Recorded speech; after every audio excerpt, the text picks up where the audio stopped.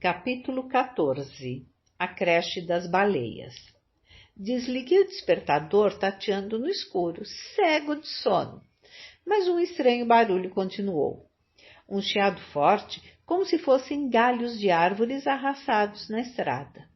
Fui percorrendo com os dedos o interior da cabine até encontrar a lâmpada do teto. Acendi, e pela janelinha gotinhas de brilho escorriam. Chovia grosso, e pela primeira vez ouvi o som dos pingos que batiam forte sobre convés, continuamente. Delicioso barulho numa madrugada de domingo, quando se está morto de sono e sem a menor disposição de trabalhar. Não, nada de trabalho. Abri o cardápio do dia, belisquei algumas comidas do café e, tonto de alegria, voltei para a cama. Sem dúvida, a mais confortável, deliciosa e desejada cama de todo o Atlântico. E continuei dormindo ao som da chuva até o nascer do dia. Setembro começou com temporais e mar agitado, que me faziam lembrar a paisagem dos negros dias passados na corrente de Benguela. Minha nossa, há quanto tempo! Desde a partida, meses haviam se passado. Uma eternidade! Ainda deitado, quando os primeiros raios de luz entraram pela janela, desfrutando ao máximo tão raros momentos de ócio, preguiçosamente me pus a observar o interior da minha residência. A escova de dentes presa na alça do rádio, os parafusos fixos no teto, os livros enfiados no fundo, o compasso e a carta do Atlântico apoiados na parede. Que fim teriam esses objetos que me fizeram companhia por tanto tempo? Quem leria o meu diário, que já tinha 85 páginas preenchidas, uma para cada dia, se eu perdesse o juízo? Ou se algo grave acontecesse e fôssemos todos parar no fundo, 5 quilômetros abaixo? É estranho e engraçado sentir-se responsável por meros objetos. E em voz alta eu disse: comportem-se ou não chegaremos. Todos vocês dependem de mim. Mais que objetos, tudo aquilo era o trabalho de muitos anos, o esforço de muitas pessoas, e ainda que não passassem de objetos, me faziam companhia. Cada peça, risco ou parafuso tinha uma posição certa, uma função precisa. Cada milímetro que me cercava tinha sido exaustivamente pensado, planejado e preparado para ali estar. Havia uma razão, uma ordem e um sentido em toda aquela bagunça. Os detalhes de madeira trabalhada e esculpida em delicados desenhos pelo Sr. Dias, do estaleiro no Rio, que faziam a minha residência tão aconchegante, eram perfeitamente dispensáveis aos olhos de um técnico.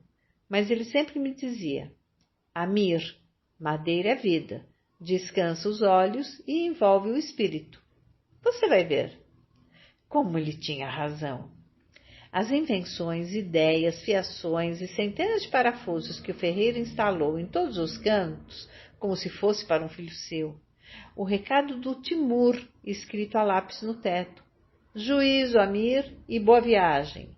E tantas outras coisas para as quais eu olhava naquele instante, me faziam sentir a presença de todas as pessoas que haviam estado nessa cabine. Com o sol bem adulto, a chuva parou. E encontrei ânimo para enfrentar os remos. Ao redor, vento forte e céu cinzento. Vales e colinas de mar escondiam o horizonte. O Swell retornara, mas não havia o que temer. As ondas eram distantes umas das outras, e descendo-as em surfadas espetaculares, já me sentia mestre nesse esporte de beira de praia. Só faltava a praia, que a cada onda ficava mais próxima. Mas qual praia? Com o mar assim, o rendimento prometia melhorar muito, e navegar em rumo preciso passou a ser fundamental para que conseguisse acertar Salvador. Determinei 3 pontos objetivos em pleno oceano que deveria alcançar nos dias seguintes, de modo a aferir a precisão da minha pontaria em navegação.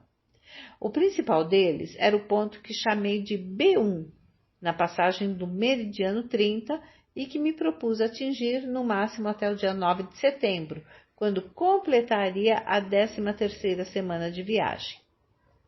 Em 5 de setembro, o mar continuava forte, mas inofensivo. captei durante um dos intervalos de trabalho uma nova estação no meu radinho, a Rádio Nacional da Amazônia, exatamente no Dia da Amazônia. Foi uma sorte.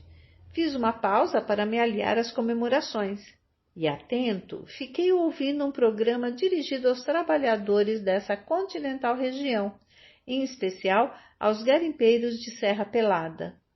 Anúncios de material para garimpo, cartas pedindo informações sobre familiares afastados pela febre do ouro, noivos desaparecidos, histórias de fortuna e cotidianos de ilusão. Estava em plena selva amazônica, vivendo os problemas de suas gigantescas e áridas cidades. Não resisti, e remando entre as ondas altas, consumi a tarde desse dia num inflamado discurso sobre o radinho de pilha e sua importância num país tão grande como o Brasil. Falava-se então sobre o congresso de radioemissoras a ser realizado na Bahia e cuja maior preocupação era o futuro do rádio diante do aumento de estações de FM e do avanço da televisão. Durante um bom tempo da viagem, acompanhei uma programação da RFI, Radio France Internationale, que me impressionou pela dinâmica e estilo de comunicação. Havia programas de circo, espetáculos de mágica, viagens pela Sibéria, pelos canyons americanos ou pelas catacumbas de Paris. E um incrível programa de reportagem sobre o mar. Tudo pelo rádio. Na verdade, a falta de imagens no radinho de pilha é uma fantástica vantagem, pois uma linguagem criativa transporta o ouvinte para os mais impossíveis lugares e situações. Voltei de Serra Pelada com uma fome sem limites e, após 6 horas ininterruptas de atividades e falatórios, tratei de cuidar do jantar. Apanhei a colher grande, que eu pouco usava, e como um doido varrido, comecei a bater infernalmente na tampinha da panelinha. Maria Sororoca, rebenta a pipoca, Maria Sororoca, rebenta a pipoca, Maria. Pena não ter trazido milho de pipoca, porque eu gostava muito de fazê-las estourarem com essa musiquinha. Enquanto esperava, comportadamente, que a panelinha atingisse pressão, passei 100 litros de água doce para o tanque de popa. 200 bombadas, alguns movimentos nos registros das válvulas e o barco parecia outro. O peso mais à proa fazia com que mesmo a deriva continuasse descendo as ondas sem o uso da âncora de mar, há muito encostada na bodega 5. 6 de setembro. O rendimento continuava melhorando, apesar do mar. A postos, às 5h30, ainda escuro, sem sinal de estrelas ou de luar, as ondas pareciam explosões de luz. Havia forte ardentia. Obrigado a acender a luz da bússola para não me atrapalhar com o rumo e dar o través para as ondas, não percebi uma sucessão de 3 madrastas que se aproximavam. Passei pela primeira meio assustado, mas a segunda, um pouco adiantado, desci em grande estilo, equilibrando-me com os remos, delirando com a velocidade. Aos poucos, aumentando o rugido, a onda começou a arrebentar. A espuma invadiu o barco todo e encheu o cockpit de água. Eu estava nadando na ardentia, dentro do meu próprio barco, semi-submerso, numa luz esverdeada tão intensa que fazia sombra nas reentrâncias da cabine, onde tentava me segurar para não sair boiando em pleno Atlântico. Antes de conseguir voltar ao assento, enquanto a água escorria por todos os lados, a terceira madrasta levantou-se enfurecida. Agarrei-me na borda sem pensar nos remos que estavam, não sei onde, pendurados pelas cordinhas de segurança. Em uma das mãos segurava a preciosa almofadinha, que milagrosamente não se perdera na inundação. Subimos alto, muito alto, mas aonde se foi, deixando nas suas costas estrias fosforescentes que se apagaram na madrugada. Retomei o fôlego, tentando sentar-me no posto de trabalho, totalmente cheio d'água. Os cabelos escorriam. A almofadinha estava salva. Os remos bastava pescá-los. Comecei a rir. Nadando num espetáculo de som e luz, quem poderia imaginar o que eu fazia ali àquela hora da manhã? Nunca me passara pela cabeça uma situação mais emocionante nem mais assustadora. O melhor de tudo foi que, embora estivesse alagada por completo, a lâmpada continuou indiferente ao mar, correndo estável, sem se incomodar com as ondas de luz que batiam nela. Percebi, passado o susto, que eu não vestia o cinto de segurança. Estava preocupado com os remos e as coisas soltas e me esquecera do cinto. Descuido grave que prometi não mais repetir. Mais um dia nasceu. Às 13h59, na passagem meridiana, consegui uma nova posição. Uma surpreendente posição. Eu havia cruzado o meridiano 30, oeste, e passado o ponto B1, 3 dias antes do previsto, e com um erro de apenas 4 milhas. Melhor ainda, nos 2 últimos dias eu batera todos os recordes de rendimento até então, com uma média de 60 milhas por dia. Nunca mais igualaria essa marca. Como tudo tem seu preço, as aventuras da madrugada me custaram um doloroso e incômodo golpe nas costelas e uma unha levantada no pé direito. A dor nas costelas era suportável, mas com a unha levantada tornou-se impossível calçar o tênis, e sem tênis era impraticável qualquer tentativa de ficar em pé no barco. Como fazer? O Edson, médico e iluminado companheiro de regatas de oceano no Savage, me passara algumas instruções sobre remoção de unhas com anestesia que estavam gravadas numa fita de procedimentos médicos. Apanhei a solução de xilocaína, a seringa, e coloquei a fita milagrosa no gravador. Quando ouvi as palavras "introduz a agulha até as proximidades do osso", desisti da anestesia de todos os procedimentos e, com um heróico golpe, arranquei a pobre unha, que não ofereceu a menor resistência. Toda aquela expectativa não foi suficiente nem para um mísero ai. Durante a noite, um peixe voador grande, um dos raros sobreviventes adultos entre os tantos milhares de pequenos que vagam pelo Atlântico, caiu no poço do Fincapé e ficou fazendo um desesperado barulho.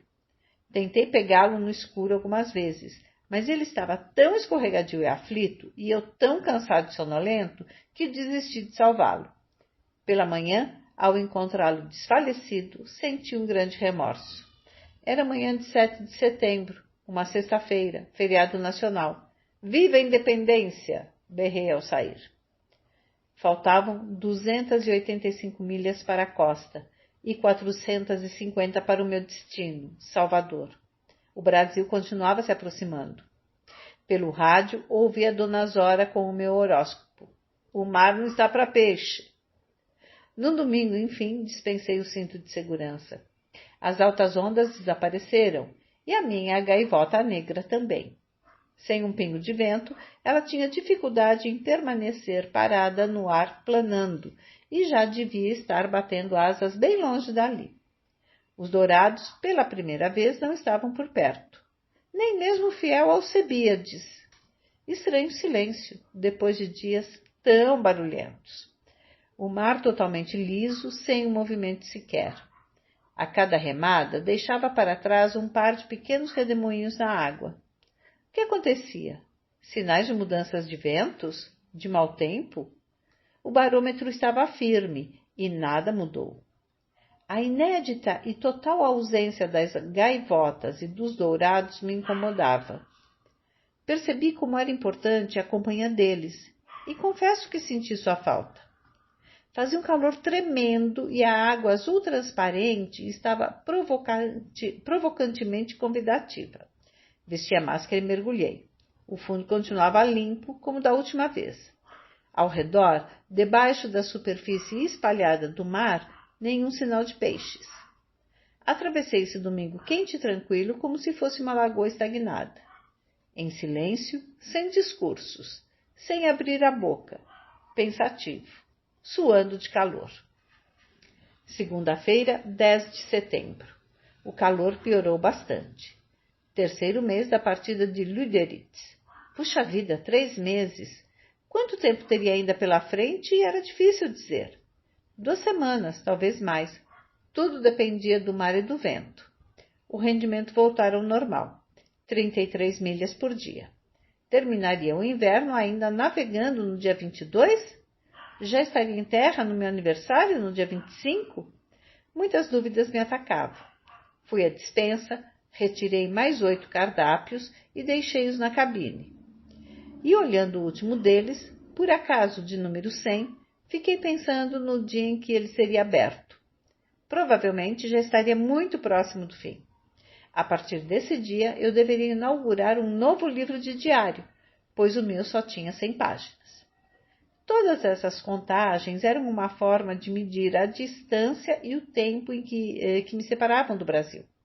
A numeração de cardápios, as páginas do diário, as cápsulas de gás do fogareiro, os radiocontatos que ainda faltavam, os fins de semana, as dobras na carta, tudo era pretexto para tentar enxergar o tempo. Num canto da carta náutica, eu desenhara um quadro com todos os dias do mês de setembro, talvez o último. Estava iniciada a contagem regressiva. A cada amanhecer, um novo quadrado era arriscado com enormes esperanças de não ter que inaugurar um novo mês no mar. A bandeira do Brasil na antena de VHF era a única coisa a bordo que mostrava as marcas do tempo. Estava num estado lastimável de integridade física. Totalmente desfiada, rasgada e desbotada depois de menos de 2 meses içada. O losango amarelo desapareceu por completo, arrancado pelo vento. Os fabricantes de bandeiras podiam caprichar um pouco mais nas costuras do símbolo nacional. Antes do pôr do sol, substituí a velha companheira por outra, novinha em folha, que trazia guardada junto com as roupas secas. Que diferença! Parecia um barco no dia de lançamento. Terça-feira, 11 de setembro. O consumo de água começou a preocupar. Com o calor e sem vento, no dia anterior 5 litros foram gastos, quando na média não consumia mais que 2. Passei a tomar soro e dextrosol diluído em água para evitar uma possível desidratação e para não perder sais transpirando exageradamente. À tarde estava combinado um importante comunicado no rádio. Um novo rádio amador participava da roda com quem eu falava todas as semanas. Era o Cardoso, comandante do navio Carisma. Um verdadeiro personagem. Todas as vezes que encerrava o QSO, me mandava um beijo na testa. O Carisma voltava da África com destino ao Rio de Janeiro, e nós tentaríamos fazer um encontro em pleno oceano. Um encontro desse tipo já havia sido previsto no final de agosto com o Felipe Camarão, mas devido a uma alteração de rota do navio, acabou cancelado. O Aires me contaria depois que uma enorme caixa estava a bordo, especialmente preparada com notícias, encomendas, brincadeiras e presentes de um monte de amigos, e um calção sobressalente enviado pela formidável Sibile, que soube do acidente com meu único calção e no mínimo imaginava que eu remava nu. Essa caixa ainda faria 2 viagens ao Mediterrâneo antes de ser finalmente desembarcada e aberta em São Paulo. O navio do Cardoso estava a aproximadamente 280 milhas ao norte da minha posição, e o encontro deveria se dar na tarde seguinte. Era preciso determinar a hora e o ponto exatos em que nossas rotas se cruzariam, considerando a posição, a diferença de velocidades e a ação da corrente. Operação não muito simples. Era difícil imaginar quantas milhas eu faria nas próximas 24 horas, e além disso eram necessários cálculos de navegação absolutamente precisos para que não nos desencontrássemos. A margem de erro tolerável em navegação astronômica é de 5 milhas, muitas vezes passa disso, e essa distância eu já me tornava invisível. O navio seguia a uma velocidade próxima de 12 nós, enquanto a minha era apenas de 2. E não teria tempo para fazer desvios ou dar voltas me procurando. O horário calculado para o encontro era 13 horas do dia seguinte, 12 de setembro. Quase não dormi, pensando na possibilidade de encontrar amigos após tanto tempo, mas também preocupado em eventualmente ser atropelado por esses mesmos amigos durante a noite. 1 hora antes do horário combinado, comecei a chamar em VHF pelo Carisma. Continuamente sem resposta. Às 13, ouvi um ruído no rádio. Eram eles. Pouco depois, o sinal ficou nítido, mas em seguida voltou a enfraquecer. Estavam à minha procura, mas em que direção? Em que ponto do imenso horizonte? Quando por fim consegui a posição com a passagem meridiana, às 14h13, entendi por que não apareceram. Eu me adiantara quase 10 milhas em relação à posição de encontro estimada na véspera, e eles, seguindo em rumo perpendicular, já estavam bem para trás.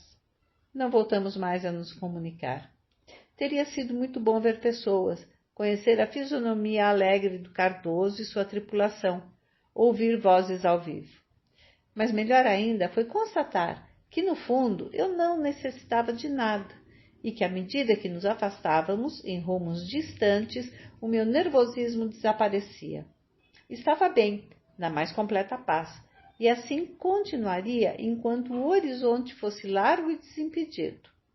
Encontros em alto mar são difíceis e altamente perigosos para parceiros de pequenas proporções. Ao lado de um aparente inofensivo paredão de aço, subindo e descendo entre as ondas na tentativa de uma inocente aproximação, muitos barquinhos afoitos terminaram seus dias. Passado o episódio do Carisma, voltei à carta do Atlântico para terminar de plotar a posição e, brincando com o compasso, medindo as distâncias, subitamente o coração disparou. Estava em águas brasileiras, a menos de 200 milhas da costa. A palavra chegar, tão vaga e distante no tempo, tomou formas concretas. Dias de tensão se anunciavam. 13 de setembro. Berrei para o vento. É imperativo descer mais. Aracaju estava muito mais próximo, mas Salvador era decididamente o meu destino. 54 milhas a mais, quase 2 dias de viagem, mas eu não desistiria. Não agora. À medida que me aproximava, diminuía a tranquilidade a bordo. Passei para a carta de número 60, do Recife a Belmonte, de escala maior, e onde havia muito mais espaço para o traçado das posições. Uma carta brasileira pela qual eu já havia navegado antes.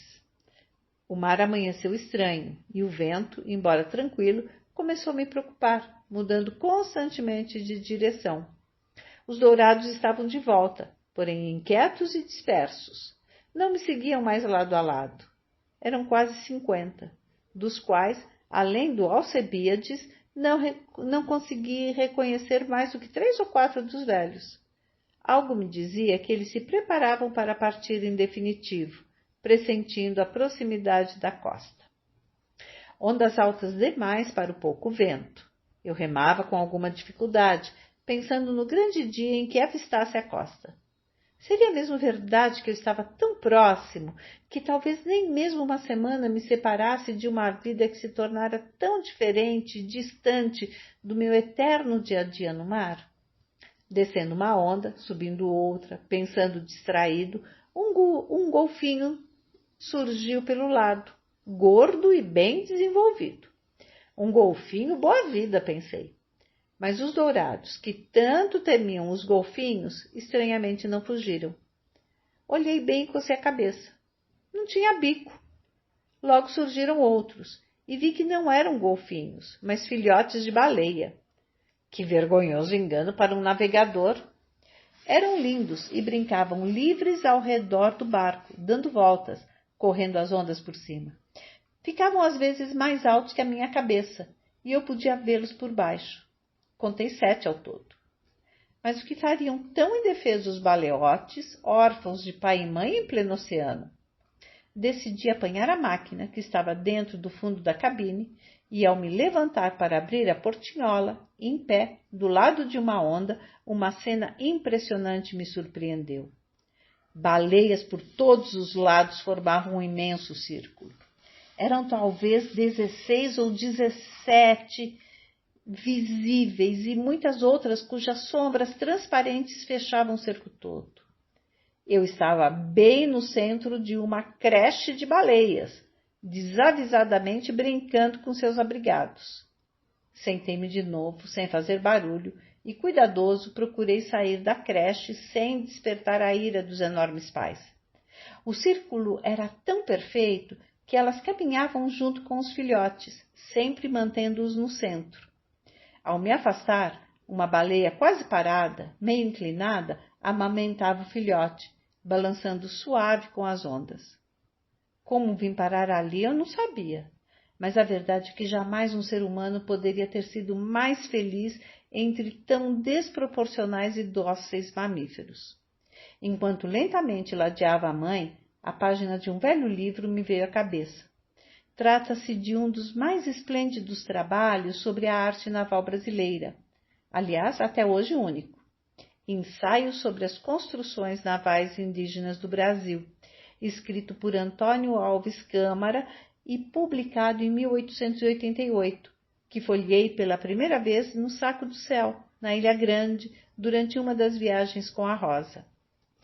A página 161 dessa obra pode ler-se o seguinte trecho de uma descrição de caça feita ao largo das costas baianas, exatamente as costas por onde eu navegava, notáveis pela aproximação de baleias nessa época do ano, obra-prima que há quase um século denunciava a monstruosa insensatez do homem. Torna-se mais notável ainda a prova de inteligência e amor nessa raça, dada neste caso que descrevemos, e mais comovente no do madrijo com o filho. O baleato é trazido pela mãe nas costas de um lado ou na frente impelido por ela. Nessas condições, é ele o primeiro que bufa, lançando ao ar uma pequena coluna de água em forma de vapor condensado. Em seguida, dá o sinal de sua presença o madrijo com uma coluna muito mais forte, e depois o cacharréu, que poucas vezes acompanha a baleia com o filho. É então o momento em que os pescadores sentem o ardor da luta e a cúbica dos lucros e investem sobre o pobre animalzinho e o arpoam procurando lugar que não seja mortal. Logo que o madrijo reconhece o filho preso e ferido, atira-se pelo mar afora, espadanando d'água, bufando e levantando grande massa d'água nessa carreira vertiginosa e medonha, após que volta ainda mais ligeiro a encontrar o filho, que acaricia e suspende procurando soltar. Se por acaso fica entre o baleato e a baleeira, essa guina para fora e desvia-se dele soltando o cabo, porque se a ferisse, ou ao filho nessa ocasião, ela despedaçaria a baleeira. Sentindo improfícuo o seu esforço, retira-se bruscamente e outra vez volta a farejar o seu querido filho. Se desta vez coloca-se por fora dele, ficando assim o baleato entre o madrijo e a baleeira, laceiam-a e sangram, mas ela, apesar da dor, nada faz à lancha, porque qualquer pancada com a cauda que desce maltrataria o seu filho. Foge e não repele a agressão, mas pouco depois volta e recebe repetidas lanceadas. Cansando-se nesse movimento, esgotando as forças também pela grande quantidade de sangue que derrama o seu corpo, continua